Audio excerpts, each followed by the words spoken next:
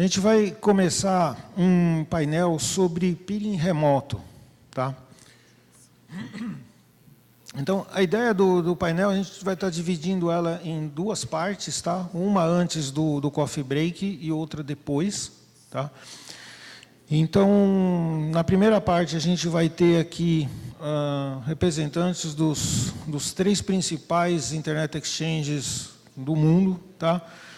Eu gostaria de convidar o Arnold do D6 para subir aqui, o Ben Hedges, representando o Lynx de Londres, e o Eric Verhoff, do MDX, lá de Amsterdã. Tá? Então, nessa primeira parte, eu pedi para eles falarem um pouco sobre qual que é a experiência deles, os modelos de remote peering, o que eles entendem por remote peering. Tá? Esse é um conceito aí que é, vamos dizer assim, existem diferentes interpretações sobre como isso pode ser feito,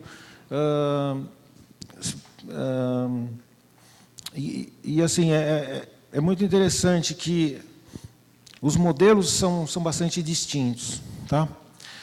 Depois a gente vai ter o break, e depois do break a gente vai ter, vamos juntar aqui ao grupo, duas empresas operadoras de cabos submarinos, tá, que oferecem a conectividade, né, para você fazer o remote peering, e 2 ISPs que atualmente têm conexões nesses Internet Exchanges estrangeiros. Tá?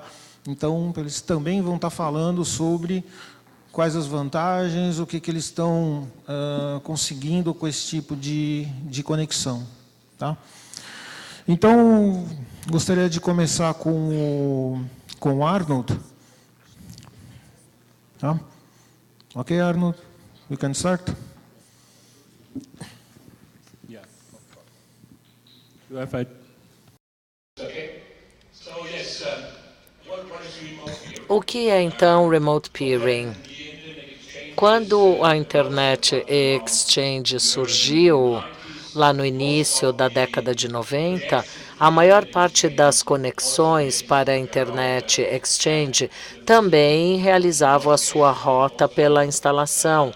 E, na maior parte das vezes, era uma exigência que o PS tivesse que colocar a sua rota ali.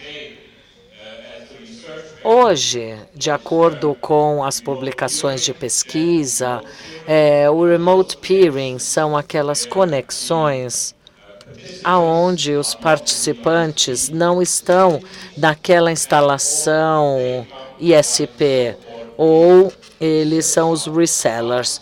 Os resellers são parceiros do Internet Exchanger que se conectam com grande pipe e com o IX, e daí eles revendem pequenas porções dessa conexão, fatias de conexão.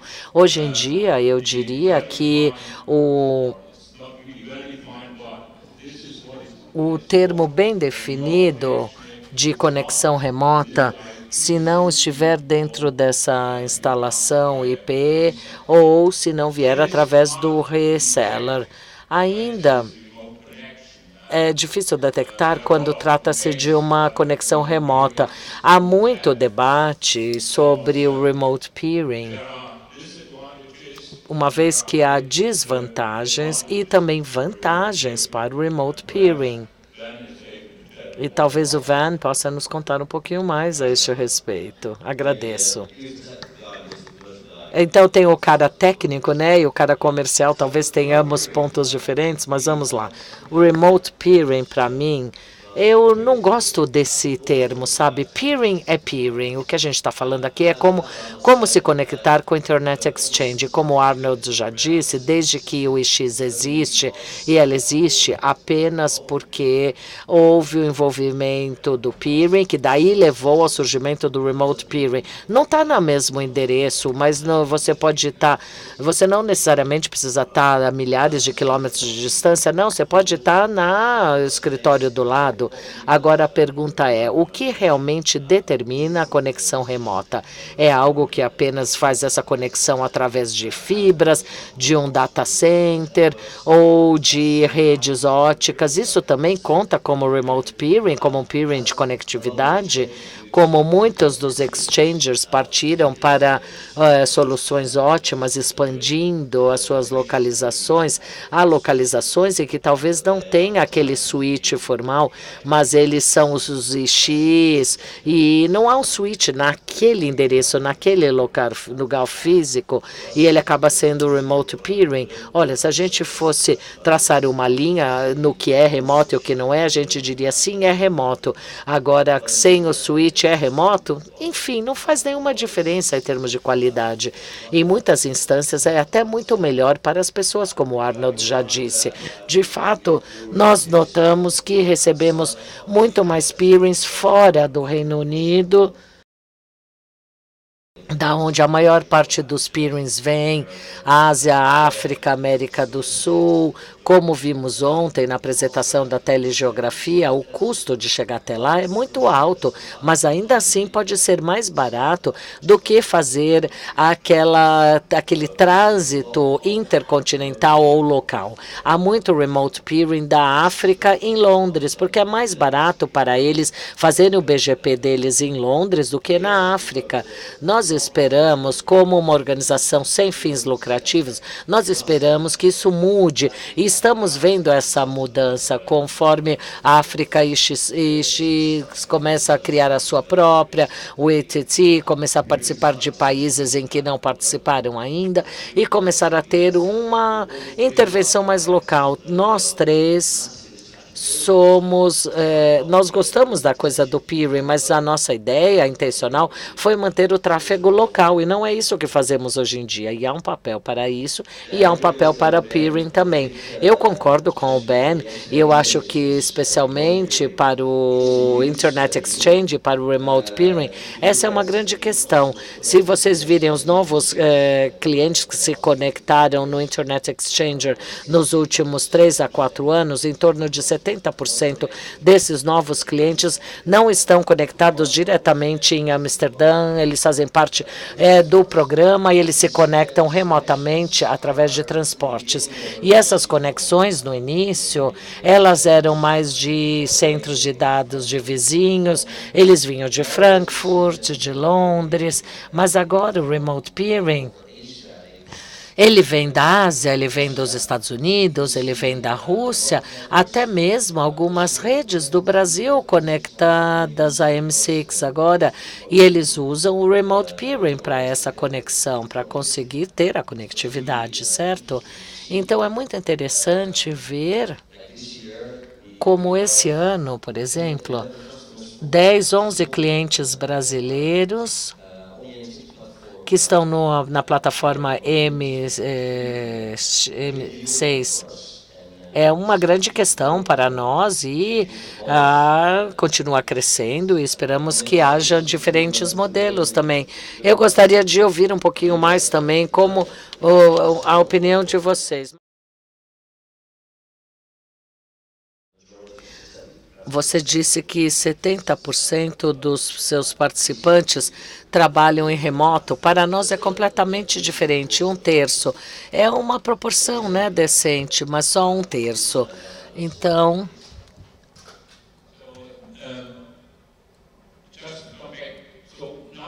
hoje em dia, também aceita-se que qualquer coisa maior do que 10 milissegundos de distância, ele se torna o remote peering. Isso ficou estabelecido assim. Então, também sobre a questão da latência, que foi apresentado no IPF, que diz que 2 conexões e meia a mais vêm do remoto do que local, 2,5 a mais no remoto do que no local. Eu não sei se, acho que isso atende, né, os seus números, encaixa nos seus números, mas não nos seus aqui. Porque há essa diferença, né, entre Holanda e Inglaterra.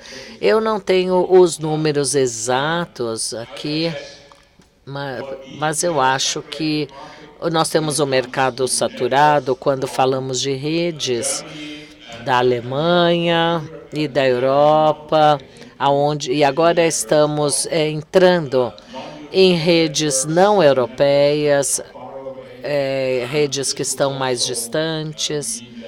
Isso quer dizer que a maior parte das redes que agora estão conectados aos remote peerings.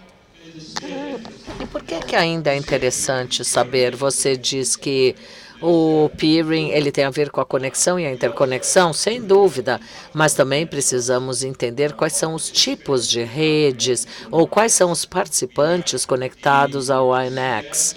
Nós temos o CDN, que é as redes de entrega de conteúdo, nós temos uma série de Internet Exchanges, e essas redes estão interessadas em saber de onde vêm as demais redes.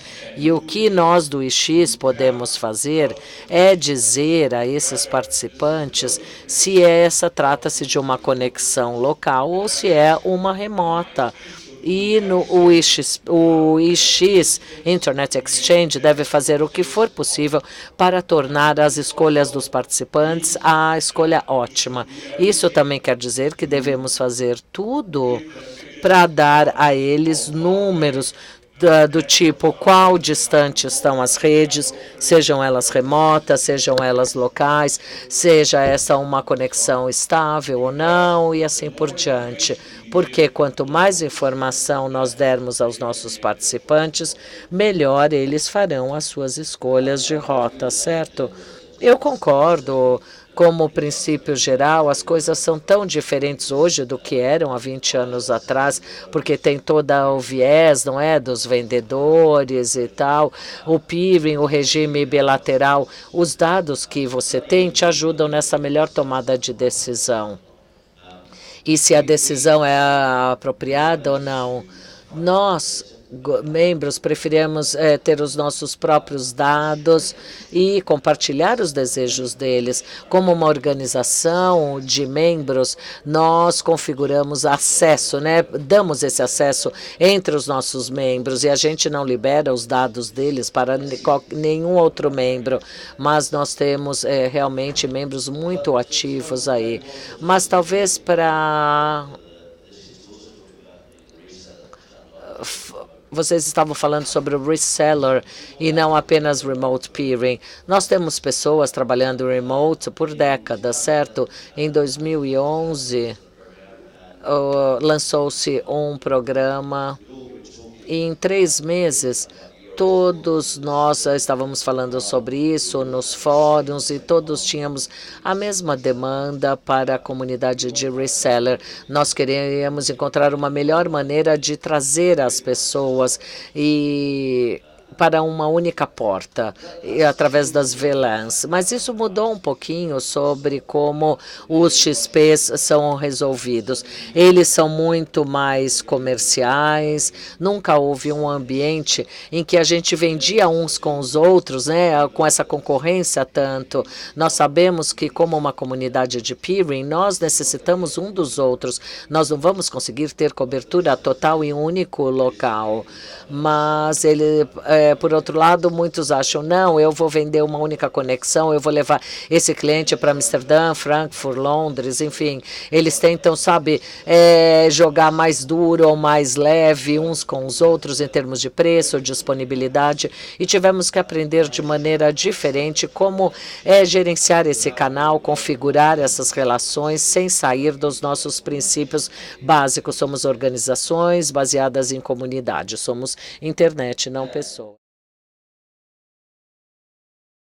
Nós apresentamos o programa que tem 8 anos, mais ou menos. Então, esse programa de revenda, como nós vimos, uma grande demanda para as redes que queriam se conectar com o M6, mas não queriam comprar as colocações no banco de dados, nos data centers onde nós estávamos, e não queriam ter uma presença física em Amsterdã, e queríamos facilitar a conexão deles com outras redes, e por isso nós criamos esse programa. E basicamente é o programa básico de revendas. Agora temos novos modelos que também usamos, que é, por exemplo, Easy Access, que basicamente é o contrário. Nós agimos como revendedor do transporte entre ambos lados. E é muito útil, principalmente para as redes que estão no data center, longe de Amsterdã. Embora a Holanda é muito pequeno, você pode estar bem longe de Amsterdã. E também para quando você tem data centers em cidades longe de Amsterdã, querem ter acesso. E nós criamos uma parceria com um provedor de fibra e oferecemos o serviço e uma VLAN, incluindo o transporte, e eles não pensam em mais nada. Isso ajudou.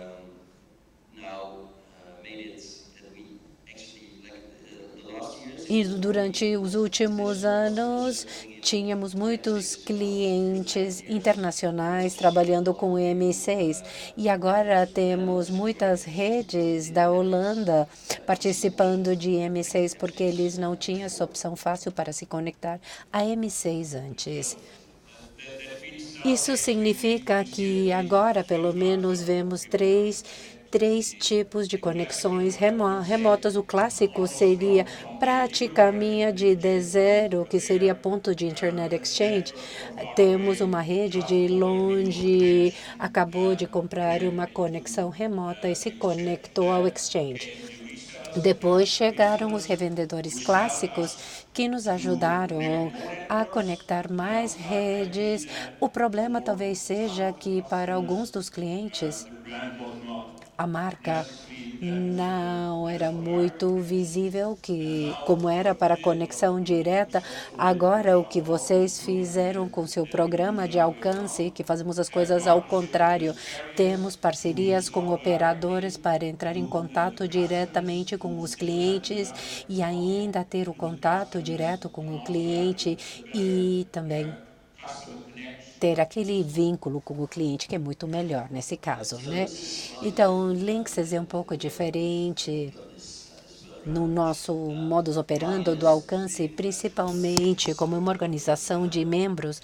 Nós temos o compromisso de não concorrer com os membros, e quando nós trazemos um novo fornecedor, estamos tirando o negócio dos nossos clientes. Muitos são operadores domésticos e eles querem vender essa conexão à exchange. Nós reconhecemos que havia partes do país, no Reino Unido, que tinham demanda suficiente para peering. E por que fazer Londres um único ponto de fracasso? Vamos ter o melhor ecossistema no Reino Unido. E aí lançamos o Exchange em Manchester, e que está lidando com bastante tráfego, tem mais de 100 membros. Depois fomos para a Escócia e finalmente para Cardiff e Gales, e há outras partes no Reino Unido que estão se conectando, mas precisaríamos ter muita densidade para abrir os exchange em outros lugares. Agora, os remote peerings mostram que a demanda é importante. Quando falamos com outros IXPs, eles não veem a mesma demanda para programas de revendas. E realmente você precisa de muitos recursos para desenvolver um programa de revenda. A parte de cobrança é mais difícil. Como você vai cobrar, né? Você vai cobrar diferentes preços para diferentes membros, e nós temos uma taxa para os membros. Mas a principal questão é Quantos vão querer chegar a vocês remotamente? Eu já estou há 3 anos nos Estados Unidos e os Estados Unidos é um pouco como o Brasil, mais do que os Estados Unidos e muito mais do que a Holanda, e é um país muito vasto e por isso não é um ponto de peering único. No Reino Unido, tudo vai para Londres. Na Holanda, tudo vai para Amsterdã. Até a Alemanha, que é maior geograficamente, a maioria do tráfego vai para Frankfurt. Isso você não tem nos Estados Unidos. Nos Estados Unidos, você tem vários hubs. Nova York, Los Angeles, a Bay Area, Dallas, Atlanta. Nenhum deles são o ponto maior, não. A mesma coisa aqui. Aqui você tem uma geografia tão ampla que você tem peering points no país inteiro, porque você precisa ter mais peering locais. Então, os programas de revendedores não são a resposta para esses casos, porque aí você acaba gastando mais recursos em vez de ter uma linha direta de interconexão. Gostaria de perguntar o programa de revendas. Quando um parceiro faz uma conexão remota, eles escolhem um conteúdo, um parceiro específico para fazer o peering, ou eles participam num acordo de peering multilateral, porque é difícil ter acesso a todos os domínios, a todas as camadas. Tecnicamente, às vezes, é difícil de se conectar. Eu sei que no a AIX da França, eles têm uma limitação de quem pode entrar na conexão. Como funciona para vocês? Eu acho que há duas coisas aí. Uma seria em termos do regime de peering que eles estabelecem. Nós não nos envolvemos a ser uma porta virtual ou física, a gente não se envolve nisso. E os membros fazem acordos de peering entre eles. Nenhum revendedor vai entrar e vai fazer um acordo com os pares. Mas em termos de restrições nas LANs, nós temos um limite nas portas, temos uma cobrança adicional e os revendedores não podem vender mais portas. E, embora é 25%, 30% sobre cada VLAN individual. Então, não permitimos um excesso de vendas. Há uma limitação aqui do MAC address. E a mesma coisa acontece com DKIX. O que nós fazemos, nós revendemos, assim, o revendedor nos diz: este cliente deseja se conectar com 1 giga e ele quer fazer uma revenda numa porta de 100 gigas. Nós instalamos uma VLAN e esse VLAN é para 1 gigabit. E como sabemos quanta conexão temos na porta de revenda, também podemos garantir que não haja mais suporte. A mesma coisa com links. Com relação à limitação de endereços MAC, não tenho 100% certeza o que significa isso. Cada cliente, seja através de conexão direta ou através de revenda, embora a revenda tenha acesso a endereços MAC, não há uma limitação aqui. Sim, mas um por AS, mas você pode entrar em contato com todo mundo. Bom, conosco não é muito diferente. O serviço pode ser de uma porta de 10 GB, de 100 GB, ou uma fibra única. Foi feito para fazer revenda aos clientes. Podemos ter múltiplos endereços MAC, um endereço MAC por AS, e utilizamos o tagging para diferenciar os clientes. É mais ou menos o mesmo sistema que vocês usam. Depois, os limites, bom, Nós faturamos de acordo com a capacidade e temos uma taxa fixa que cobramos por VLAN. Cada capacidade vai de 100 megabits o mínimo e uma taxa fixa de VLAN que cobramos. E depois mandamos a fatura para o cliente final e eles podem cobrar o que eles quiserem. Eles podem incluir margem, isso do parceiro ao cliente, né? O que eles cobram. Funciona assim, é um serviço bastante simples. É muito fácil e para nós isso tem sido um vetor de crescimento. E continuamos vendo esse efeito, isso incluindo os novos modelos que apresentamos recentemente. Gostaria também de abrir o espaço para perguntas aí do plateia, tá? Aproveitar aqui que a gente tem 3 importantes representantes aí, quem tiver dúvidas, quiser questioná-los também.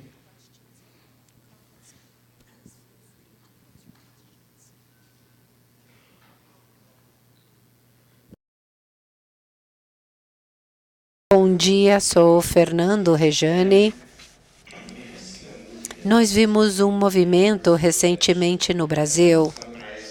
Algumas ASPs querem fazer parcerias com AS na Europa e há discussões se vale a pena ou não, porque estando na Europa, tudo bem, a latência não é muito alta e faz sentido também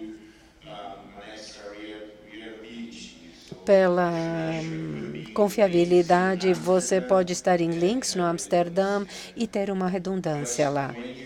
Mas quando você faz um peering do Brasil, a qualquer AIX, você precisa de transporte. E isso muitas vezes não é tão barato como o trânsito de IP. E há questionamento se faz sentido ou não, ou se faz mais sentido investir num bom trânsito IP. Daqui, mais conversando com alguns amigos que trabalham com grandes telcos aqui no Brasil, alguns deles dizem nem vale a pena para nós. Imaginem para os pequenos. O que vocês acham? Vocês acham que há cenários onde vale a pena fazer um peering do Brasil? Ou se é melhor, talvez, investir numa IP de trânsito internacional aqui? Eu acho que não é uma resposta fácil a essa pergunta.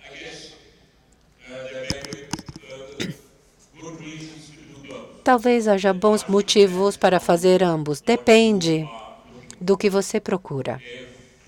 Se, por exemplo, se uma rede tiver uma estratégia de disseminar a sua rede à Europa para estabelecer um ponto de presença, aí sim faria sentido para peering remoto como primeiro passo. Porque no primeiro passo, o que você ainda vai fazer é colocar o seu equipamento.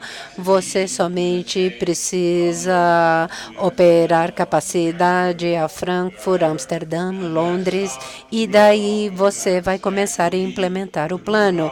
Depois, você instalaria um roteador, instalaria serviços, equipamentos e também ter clientes. Se a sua estratégia é ser local, talvez isso não faça sentido, mas até para uma rede local que tem um cliente com um parceiro na Europa e vai dizer o que eu preciso é uma boa conexão para a Europa. Isso pode fazer sentido, porque se você tiver um cliente que conta com a boa conectividade, um relacionamento direto entre as redes, talvez uma conexão direta a um exchange point em outro lugar do mundo faça sentido. Eu acredito que o último comentário é o mais pertinente. É uma estratégia de negócio. Vamos ser francos. Peering. AIXPs estão aqui para pegar essa cauda longa do tráfego. Embora nós sabemos qual é qual o nosso papel de eliminar esse tráfego. Você não viria para a Europa para fazer um peering. Você viria porque você tem uma demanda de um cliente e esse caso do cliente vai ditar como você vai se conectar utilizando o transporte, o trânsito. O IP não tem nada a ver com a AIXP.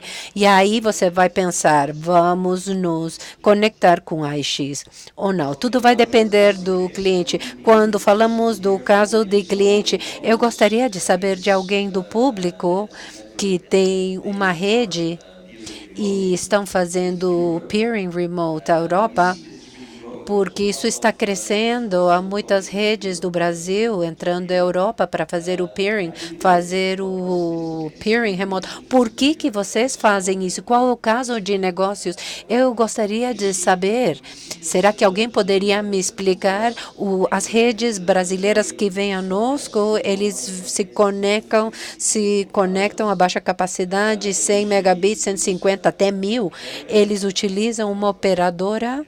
Não vou dar nomes, mas é uma operadora que também pode comprar trânsito de IP, mas ainda utiliza uma porção da sua capacidade para peering. Estou muito curioso em saber qual é o caso de negócio. Se alguém aqui do público poderia me explicar, teria o prazer de ouvi-los e conversar com vocês. Talvez mais tarde vamos ter 2 ISPs.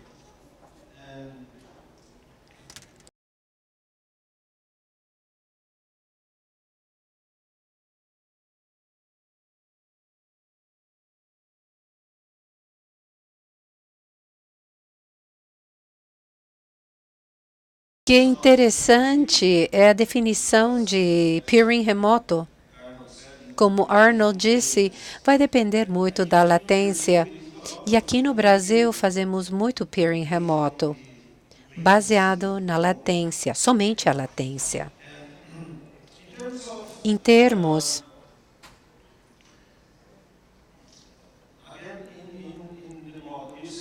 no seu modelo, você diz que o participante instala um roteador na infraestrutura. E como funciona isso?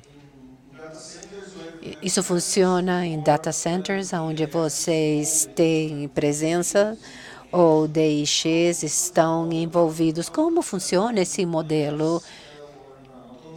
Como um sistema autônomo do Brasil pode procurar uma conexão nos seus AIX?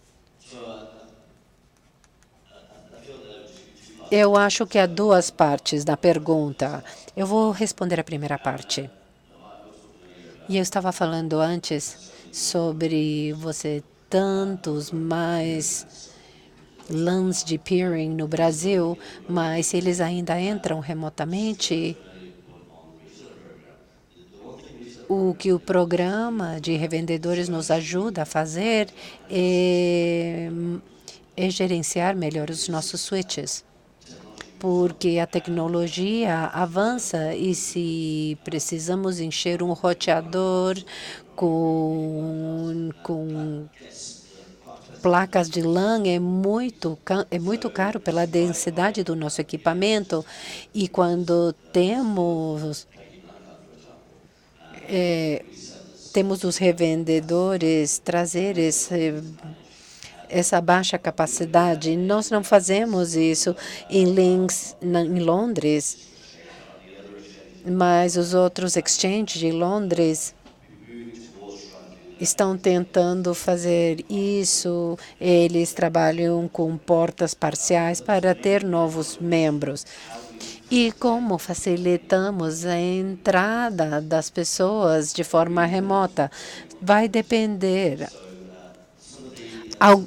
Alguma das operadores de Londres, todos vão entrar em telehouses, que seria o maior ponto de peering em Londres.